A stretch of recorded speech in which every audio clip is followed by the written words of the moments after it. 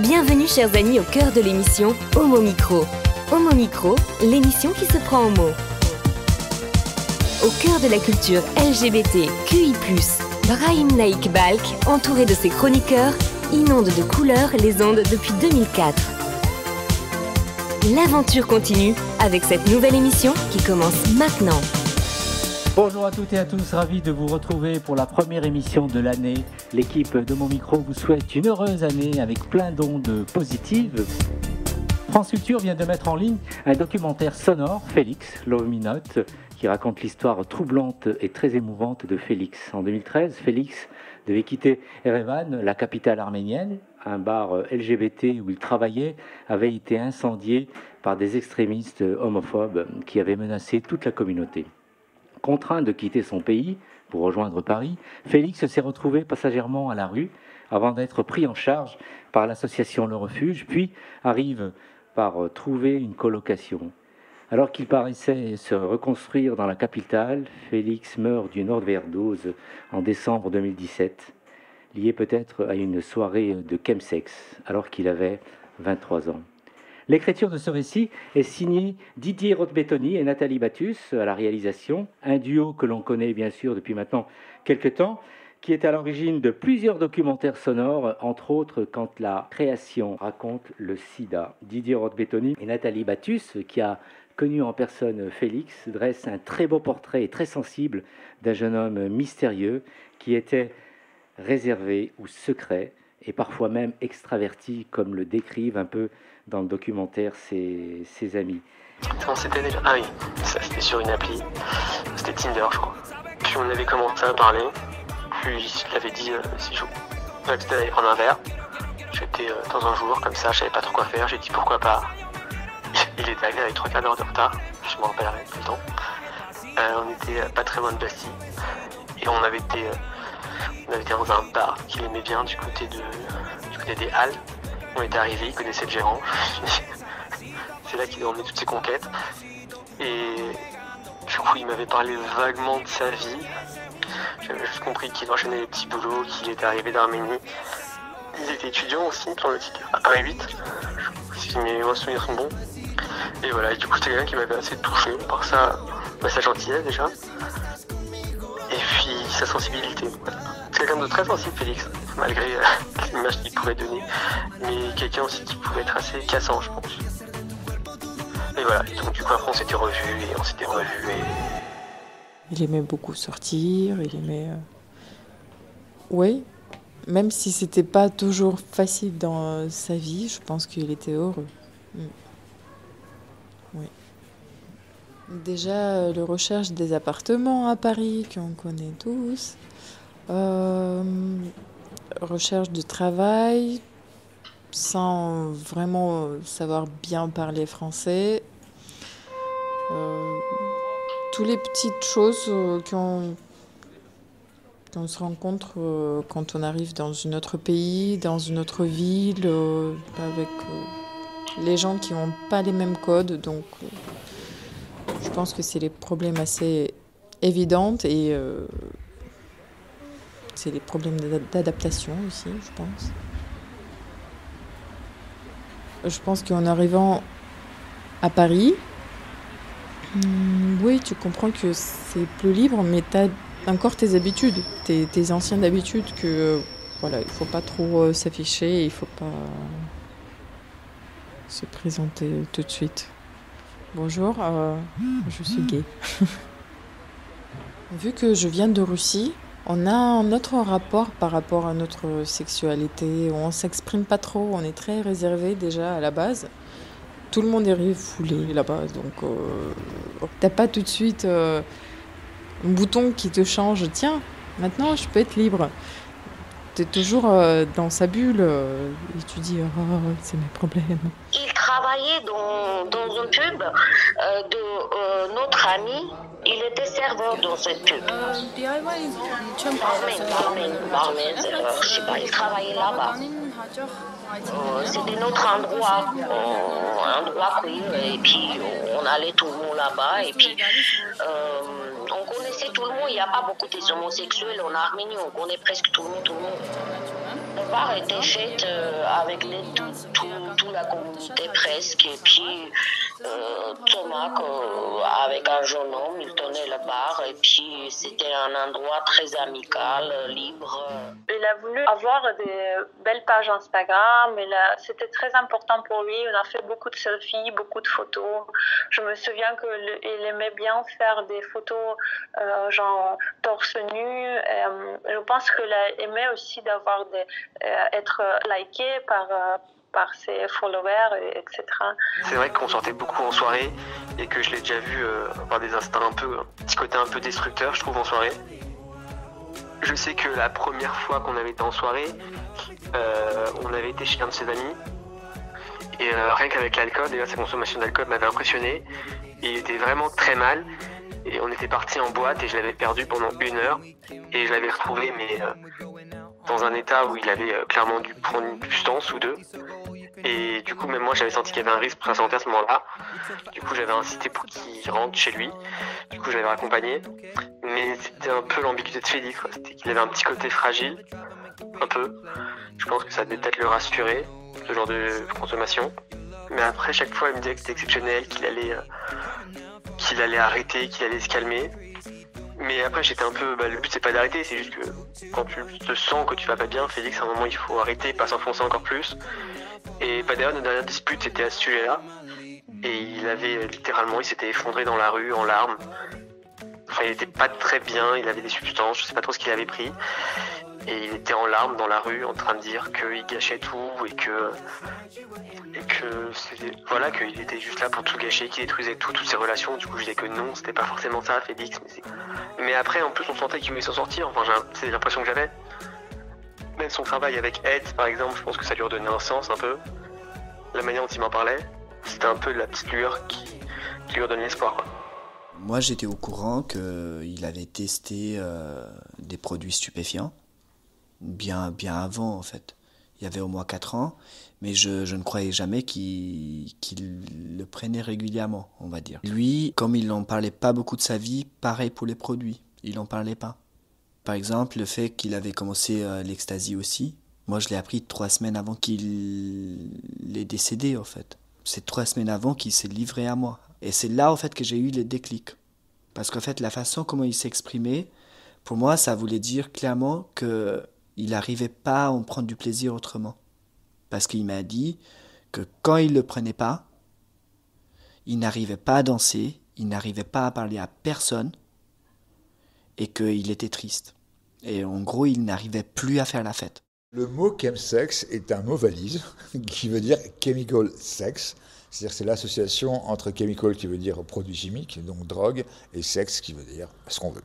Donc dans le chemsex, il y a une sorte d'obsession sur un certain type de sexualité qui entraîne les gens dans des rapports à seuls ou à plusieurs, qui peuvent durer plusieurs jours et qui sont totalement incontrôlés.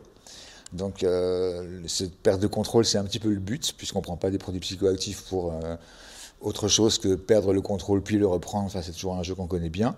Mais dans le chemsex, cette chose est portée au point que moi, je trouve que ça va jusqu'à une sorte d'érotisation des produits psychoactifs. Donc pour moi, le chemsex, c'est aussi le fait qu'on érotise la prise de produits. On cherche une sorte de fusion avec son ou ses partenaires. Après, tous des règles, évidemment, parce que évidemment, les produits ont induit un changement dans le cerveau qui fait qu'on est totalement obsédé, enfin, on a une obsession sur ce qu'on est en train de faire, et notamment, il y a une obsession visuelle. Donc très très souvent, le risque, c'est que les gens qui s'adonnent, qui jouent un peu longtemps, parce que ça peut durer des heures comme ça, répètent en fait des gestes qu'ils ne maîtrisent absolument pas, et surtout divaguent d'un geste à l'autre. Donc, par exemple, ça, on se rend compte quand, de temps en temps, on demande à des gens de faire une espèce d'exploration de leur navigation Internet ou en ligne pendant leur plan. En fait, on se rend compte qu'elle est complètement aberrante. Mais eux, ils sont persuadés d'avoir poursuivi le même but et la même chose. Donc, grosso modo, un plan, on va dire que le plan chemsex idéal, ça serait, à travers le produit, d'être dans une grande communion quasiment mystique avec ses partenaires, qu'on ne peut pas faire autrement, et de le faire durer très longtemps. Et dans la réalité, on s'engage dans une espèce de cycle infernal qui amène à rien, en fait. Qui n'a pas de fin, c'est surtout ça, c'est qu'il n'y a pas de fin. Quand on aime le chemsex, enfin, on aime les chems, on aime les drogues, mais pour le sexe. Et donc, du coup, on va pas faire un petit plan romantique, voyez-vous. C'est des gens qui sont bien initiés, qui sont bien dans cette pratique, qui savent comment ils le font et surtout avec qui ils le font. Et quand j'ai dit avec qui ils le font, c'est pas en mode one-to-one, c'est en mode, on est au moins 5-6 personnes. Au moins. Donc voilà, je pense qu'il aimait le sexe, je pense qu'il aimait peut-être prendre des trucs, mais en tout cas, ensemble, etc., c'est pas quelque chose que tu essaies avec un inconnu. Pour ta première expérience sexuelle, tu vas pas te mettre à quatre pattes dans une backroom. Alors concernant en fait le cas que vous me rapportez, c'est-à-dire ecstasy, MDMA, alcool et cocaïne, ce ne sont pas forcément des produits qu'on rencontre beaucoup dans ce qu'on appelle le chemsex stricto sensu. Là, ce qui est indiqué, c'est que le mélange avec une surdose de MDMA et d'ecstasy, oui, bien sûr, ça peut provoquer une overdose. Associé à de l'alcool, encore plus, et associé à de la cocaïne, encore plus. Après, de dire que ça a été en contexte sexuel ou pas, on ne sait pas. Il a pu aller en soirée et se bourrer d'exta pendant 3 jours, boire parce qu'il était en soirée aussi, prendre de la coke pour remonter parce que l'exta, ça le mettait un peu down, et puis le jeudi soir, arriver chez lui et faire une overdose parce que son cœur a lâché. S'il y a 3 fois la dose d'ecstasy ou de MDMA, c'est qu'il en a pris beaucoup. Et associé à l'alcool qui est un dépresseur et à la cocaïne qui est un stimulant, ça fait effectivement un effet qui peut être un peu redoutable. Est-ce que quelqu'un lui a fait violence? Est-ce que justement c'est un plaisir intense qu'il a fait justement faire une overdose, ou en tout cas c'est comme ça que son corps a lâché, ou son cœur a lâché? On n'en sait rien. On n'en sait rien des circonstances. Est-ce que c'est un plan cul? Est-ce que c'est l'amour de sa vie avec qui ils étaient en train de se jurer fidélité et promesse? On n'en sait rien.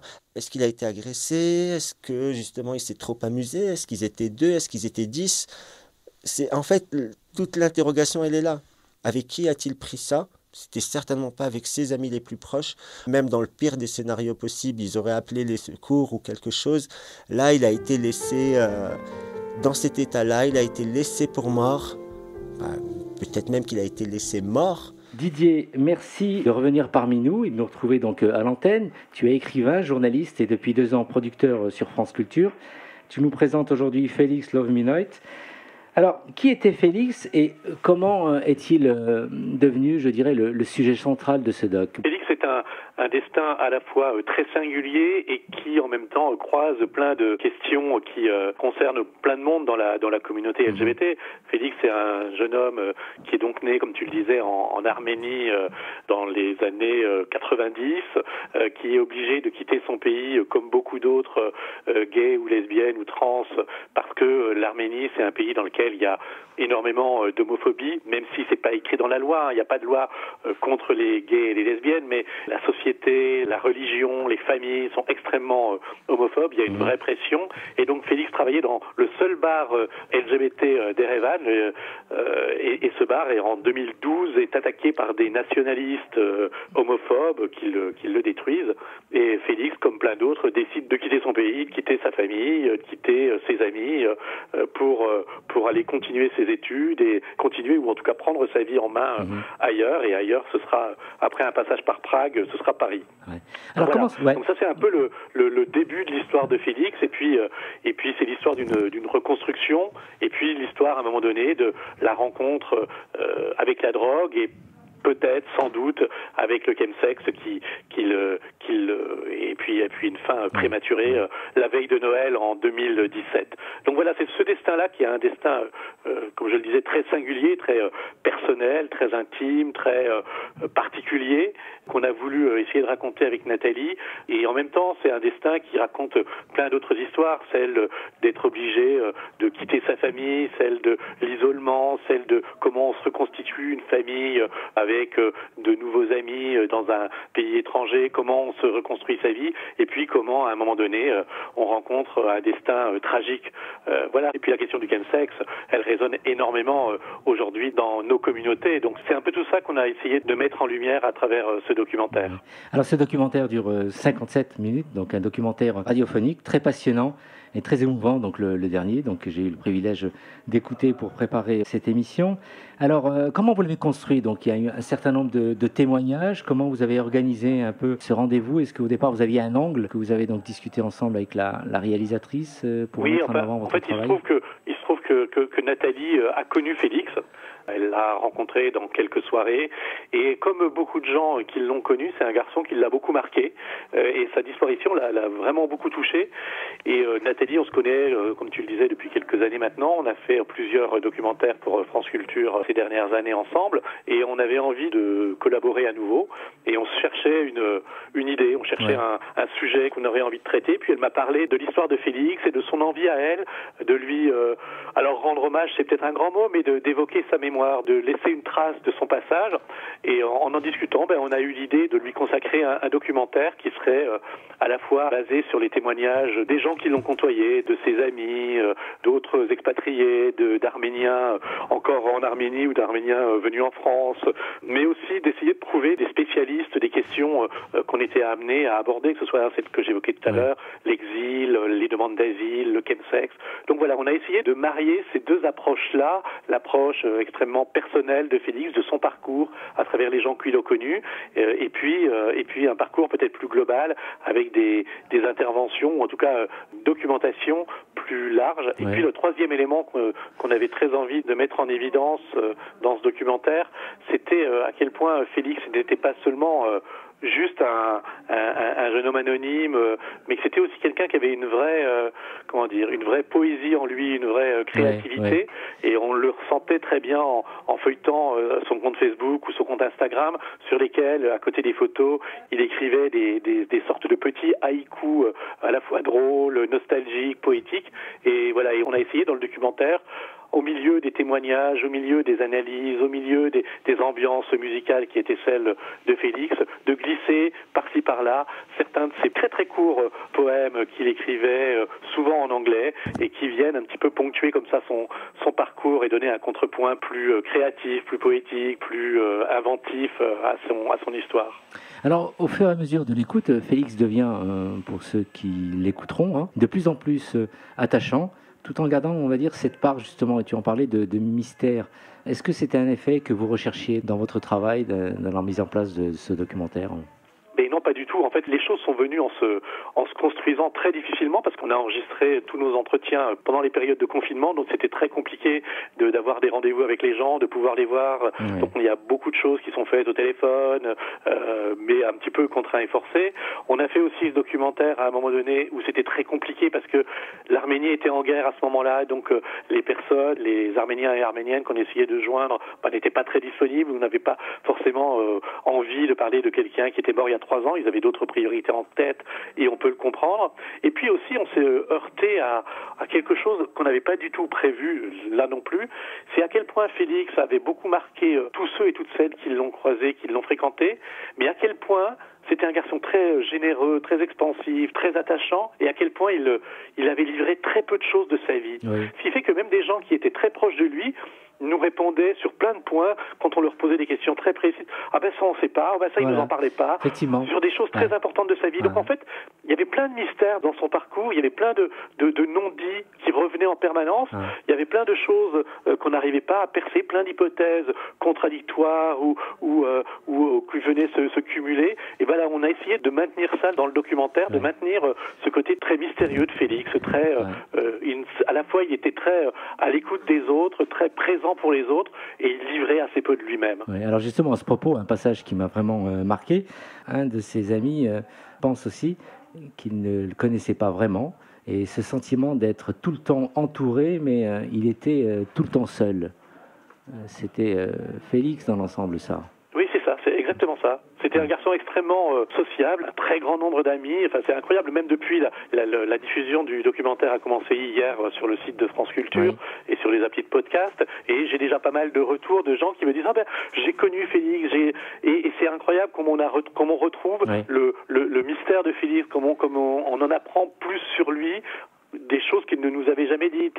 Et voilà, donc c'est très troublant de voir à quel point ce garçon, parce qu'on a rencontré quand même, il y a dans le documentaire, je crois, une dizaine de gens qui interviennent, mais on en a rencontré plus d'une dizaine d'autres qui l'ont connu, qui l'ont côtoyé, dont on n'a pas forcément utilisé les témoignages, ou qui n'ont pas voulu être interviewés pour l'émission. Mais quand même, on a rencontré beaucoup de gens qui nous ont tous dit à peu près les mêmes choses sur son secret.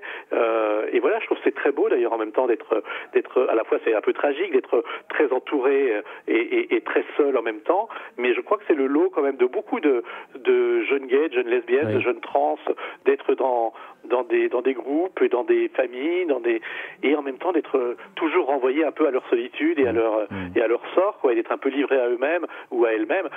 Voilà, donc on a essayé aussi de faire ressortir ces dimensions-là. Oui. Alors effectivement, il quitte son pays à cause d'une homophobie quand même qu'il a subie. Il arrive en France donc avant 23 ans, donc c'est pas simple d'arriver dans un pays qu'on connaît pas, quitter quand même sa culture, dont on ne parle pas la langue, dont on parle pas la langue, effectivement, et très très peu. Et tout ça, il en avait tellement gros sur la patate que c'est pas facile de se construire comme ça. Et alors, ce que vous mettez en avant dans le doc, c'est justement ce que vous visez, ce que vous mettez en garde, parce que le message il passe aussi, c'est face à ce chemsex justement, et qui se développe de plus en plus aussi dans la communauté, et que un certain nombre de personnes donc utilisent des substances justement pour s'évader, en pensant peut-être régler un peu leurs problèmes, tout simplement passer à autre chose, parce qu'on a du mal à surmonter un certain nombre de problèmes qu'on a vécu. Oui, alors après, on ne dit pas que Félix est mort du chemsex. Ça, on n'en sait rien. Il y a plein d'hypothèses qui sont délivrées par les différentes personnes qui l'ont connu. C'est une hypothèse parmi d'autres. Certains de ses amis disent c'est un suicide. Certains d'autres disent ça peut être juste une overdose, mais pas lié à un contexte sexuel. Ouais. Donc on laisse quand même la porte ouverte, même s'il y a quand même de fortes présomptions sur le chemsex. L'autopsie telle qu'elle a été pratiquée par la police après le décès de Félix, elle pointe juste l'overdose. Hein, donc, mais effectivement, il y a ce chemsex, ça rôde quand même beaucoup dans la communauté aujourd'hui. C'est pour ça aussi qu'on essaie de faire intervenir un spécialiste comme Tim Madescler qui travaille beaucoup sur ces questions-là et qui est animateur d'action au spot de aide et qui parle de façon beaucoup plus globale du chemsex. C'est pas notre volonté n'est pas forcément ni d'alerter, ni d'être catastrophiste, ni d'être faire la morale, ni de dire que c'est un drame, ni de pointer du doigt les gens qui se livrent au chemsex. On n'a pas du tout un jugement moral là-dessus. On veut juste, et on a juste voulu essayer de dire quand même ce que c'était ce phénomène qui traverse nos communautés aujourd'hui, avec tous les risques que ça comporte. Après, il y a des gens qui vivent ça plutôt mieux que d'autres. Il y a des gens qui vivent ça sur une période plus courte. Voilà, il y a plein de cas de figure qui existent. Nous, notre propos dans ce documentaire, c'est pas du tout de pointer du doigt ceux ou celles qui peuvent se livrer à ces pratiques-là. C'est pas du tout notre objectif. Mais on veut juste, c'est quand même un sujet dont on parle quand même relativement peu dans les médias, dont on n'a pas forcément conscience de l'ampleur, même dans nos communautés. Et on voulait à travers aussi le destin de Félix, ce destin fracassé, puisqu'il meurt, il n'a pas 25 ans, donc c'est quand même assez terrible. On a voulu quand même raconter aussi cette histoire-là qui nous concerne tous, plus ou moins de façon proche, quoi. Oui, tout à fait. Alors, dernière question, Didier. Félix meurt donc à la fin de ce doc, et on est vraiment touché par la perte d'un ami, je dirais, inconnu, tellement que c'est sensible et fort. Merci. Ouais, vraiment. Et alors pourtant, le titre Félix Love Me Not signifie Félix évite de m'aimer. Pourquoi le choix de ce titre? En fait, c'est un de ses petits posts sur Instagram. Ouais. C'est un de ses petits haïkus qu'il postait. Voilà, ça nous a semblé très parlant par rapport à son destin. Aime-moi et ne m'aime pas à la fois, quoi. Voilà, c'est dangereux d'aimer et c'est dangereux d'être aimé quelquefois. C'est un petit peu ça qu'on essaie de pointer dans le destin de Félix, ce destin un petit peu emblématique. Et je suis quand même je suis ravi si tu as ressenti et moi il y a des passages qu'on a essayé de faire partager de ce destin, et puis aussi les questionnements que ça soulève. Effectivement. Ce qui est intéressant, c'est qu'en ayant écouté donc votre documentaire, tout en équipe, il y a des passages où on se retrouve. Il y a des choses qu'on retrouve dans. Enfin, moi, je me suis retrouvé parfois, et j'en ai la chair de poule en le disant. C'est gentil, c'est un petit peu ce qu'on espérait, qu'au-delà de ce destin particulier, le plus grand nombre d'entre nous puisse retrouver des échos à son propre parcours, à sa propre existence, aux propres démons qui l'habitent, aux propres murs contre lesquels quelquefois on se heurte. Ton équipe alors? Enfin mon équipe, tu sais, c'est une équipe très réduite puisque c'est Nathalie Battus et moi. Hein, on a tout fait juste à deux. Ouais. Alors comment écouter le podcast Alors le podcast il est disponible sur le site de France Culture. Ouais. Il faut aller sur la page de l'émission qui s'appelle L'Expérience. C'est ce qu'on appelle un podcast original, donc c'est-à-dire c'est une émission qui n'est pas diffusée à l'antenne, qui est juste disponible sur le site de France Culture et qui par ailleurs est disponible sur les différentes applications de podcast et qui sera diffusée à l'antenne de France Culture l'été prochain. Mais d'ici là il est disponible à l'écoute en allant sur le site. Tout Il va commencer par voyager avant d'être très écouté sur France Culture. Alors, je profite de ton passage quand même à l'antenne. D'abord, pour saluer Radio France, qui est en train de monter en audience. Hein. D'abord, France Inter. Et France Culture, notamment. Voilà, justement. France Inter, donc on va dire la première radio de France. Et il faut savoir que France Culture a battu un record. Elle arrive donc aujourd'hui avec 1 700 000 auditeurs et vous avez gagné 100 000 auditeurs et fidèles depuis. Alors, un coup de chapeau et bravo au travail de Culture, mais aussi au travail de Radio France, parce qu'on a aussi France Info qui a augmenté. Et finalement, c'est une belle maison qui se porte très bien. Oui, c'est une belle maison, alors qu'il y a qu'il y a des problèmes par ailleurs. Hein. Oui. Il y a eu des réductions de budget absolument énormes qui ont induit des diminutions de personnel. Donc c'est une maison qui a des problèmes, hein, comme beaucoup de médias, comme beaucoup de structures publiques aujourd'hui malheureusement, mais qui par ailleurs, fait un beau travail, parce qu'au-delà de la question des audiences, qui est une question importante, je pense que notamment sur France Culture, il y a quand même une volonté aussi de traiter les sujets LGBTQI de façon très respectueuse, très inventive, très originale, très forte. Voilà, il y a quand même beaucoup de programmes qui nous concernent, qui sont mis à l'antenne, et ça, je trouve ça plutôt bien.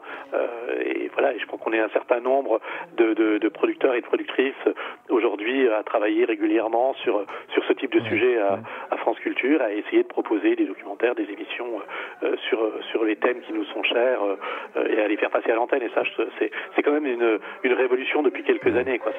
Ça n'existait pas il y a encore... Enfin, en tout cas, c'était beaucoup moins important il y a quelques années. Et là, je trouve qu'il y a un vrai beau travail, quoi. Merci en tout cas, Didier. Merci, Nathalie, pour ce documentaire. Merci Félix Lormy Night, bientôt en podcast sur France Culture et l'été prochain certainement sur France Culture Radio. Merci pour votre travail et à très vite pour d'autres aventures et d'autres projets, et bonne année. Merci, bonne année à toi et bonne année à toute l'équipe et à tous les auditeurs et auditrices. Merci. Hey! Oh non! Cette émission est maintenant terminée.